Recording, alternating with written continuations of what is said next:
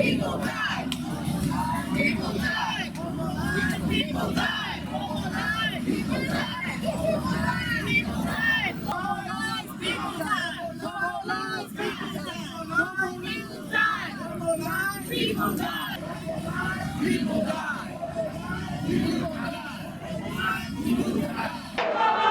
People die. People die. People die.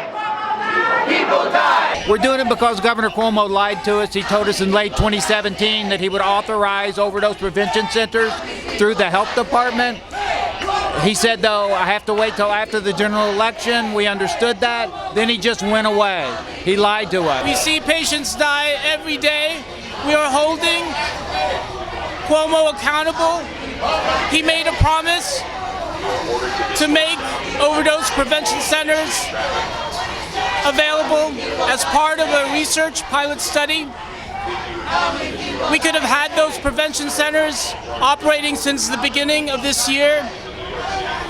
And in the meantime, people have died. We are holding him accountable for our patients' deaths. He lied. People are dying. Every 4 hours, there's one death. Overdose prevention centers have been around since the 70s. They have saved, we know now, millions of lives of people because trained medical staff are there with Narcan to intervene if people overdose. There's never been an overdose in an overdose prevention center. I've been a user. I've gone through it.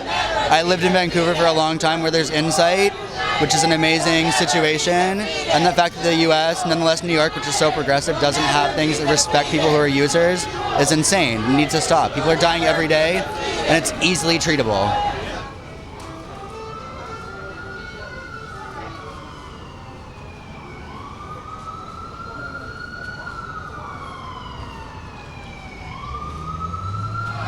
To see the devastation. To see the devastation. To see the losses. To see the losses. Come talk to the mothers. Come talk to the mothers. The fathers. The fathers. The sisters.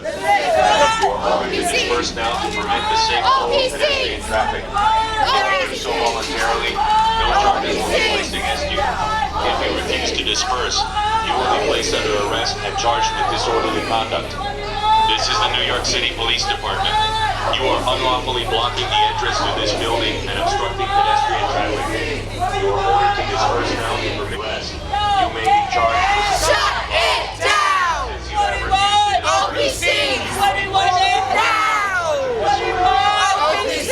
If you do not cooperate and accompany the arresting officer to the prisoner transport vehicle, or if you resist arrest, you may be charged with additional crimes. You may be charged with additional crimes. Since you have refused to disperse, you will be placed under arrest. If you do not cooperate and accompany the arresting officer to the prisoner transport vehicle, or if you resist arrest, you may be charged with additional arresting officer to the prisoner transport vehicle, or if you resist arrest, you may be charged with additional crimes. Since you have refused to disperse, you will be under arrest on the charge of disorderly conduct. If you do not cooperate and accompany the arresting officer to the prisoner transport, may be charged with additional crimes. Since you have refused to cooperate and accompany the arresting officer to the prisoner transport vehicle, or if you resist arrest, you may be charged with additional crimes. Since you have refused to disperse, you will be placed under arrest on the charge of disorderly conduct. If you do not cooperate and accompany the arresting officer to the prisoner transport vehicle, or if you resist arrest, you may be charged with additional crimes. Since you have refused to disperse, you will be placed under arrest on the charge of disorderly conduct. If you do not cooperate and accompany the arresting officer to the prisoner transport vehicle, or if you resist arrest, you may be charged with additional crimes. Since you have refused to disperse, you will be placed under arrest on the charge of disorderly conduct. If you do not cooperate and accompany the arresting officer to the prisoner transport vehicle, or if you resist arrest, you may be charged with additional crimes. You got people dying in your community. Until they hit somebody in their family, people are not going to understand.